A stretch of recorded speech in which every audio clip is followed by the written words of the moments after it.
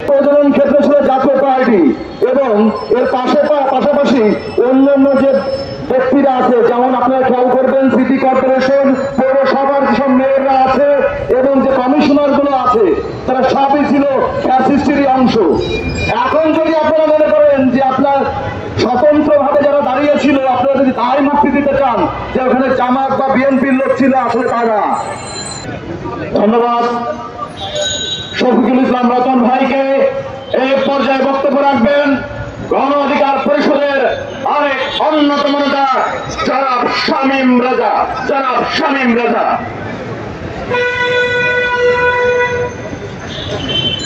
বিগত 15 বছরের যে স্বৈর শাসন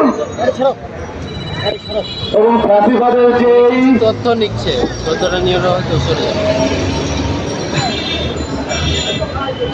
ফ্যাসিস্টের যে আগ্রাসন এবং ভারতীয় যে আগ্রাসন, সেগুলো আমরা দেখেছি এবং বিগত দিনের যে অবৈধ নির্বাচন, সেই নির্বাচনের মাধ্যমে বাংলাদেশে মানুষকে শোষণ নিপীড়নের হাতিয়ার হিসেবে ব্যবহার করেছিল এবং সেইখানে কয়েকটা দলকে আমরা নির্দিষ্ট করতে পারি।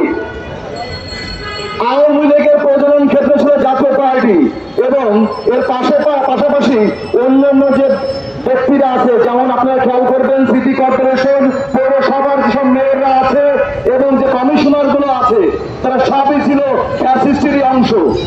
এখন যদি আপনারা মনে করেন যে আপনার স্বতন্ত্র ভাবে যারা দাঁড়িয়েছিল, আপনারা যদি দায় মুক্তি দিতে চান যে ওখানে জামাত বা বিএনপির লোক ছিল, আসলে তা না।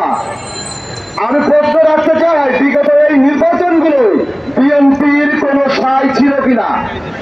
যারা বিএনপির সাংগঠনিক নিয়মের বাহিরে এসে এই নির্বাচনের মাধ্যমে কমিশনার হয়েছিল, তারা কোন দলের অংশ সেগুলো আপনাদের বুঝে নিতে হবে।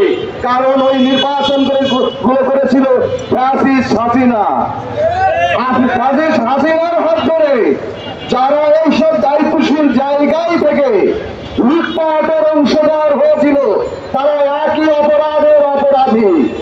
তারা এখন তাদের দলীয় পরিচয় পরিবর্তন করে কেউ যদি জামাত বা বিএনপির নাম করে নিজেদের অন্যায়কে ধামা চাপা দিতে চাই, তো সেটা কখনোই মেনে নেওয়া সম্ভব না।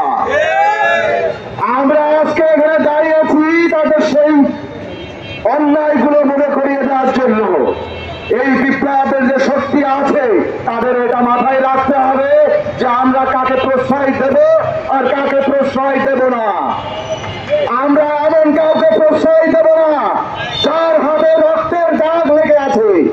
আমরা এমন কাউকে প্রশ্রয় দেব না যে আবার নমরুদ ফিরআউনের পুনর্বাসনের ব্যবস্থা করবে। আমরা এটা হতে দেব না। আমরা এটা বলবো না যে কোনো দলকে আমরা নির্বাচনে অংশগ্রহণ করতে দেব না। তবে কথা একটাই, সেই রক্ত মাটিতে মিশে আছে, যে রক্ত ঝরেছে, যে অন্ধহারি হয়েছে, যে মা সন্তান হারিয়েছে, সেই সন্তানদের ফিরিয়ে দিয়ে সেই ফ্যাসিবাদের যে অপশক্তিদের, তারপরে আপনারা পুনর্বাসন করুন। তার আগে যদি এক বিন্দু পরিমাণ স্পর্ধা দেখান, তবে বাংলাদেশের যে বিপ্লবী শক্তি আছে, আমরা সবাই মিলে সেটা প্রতিহত করবো ইনশাল্লাহ।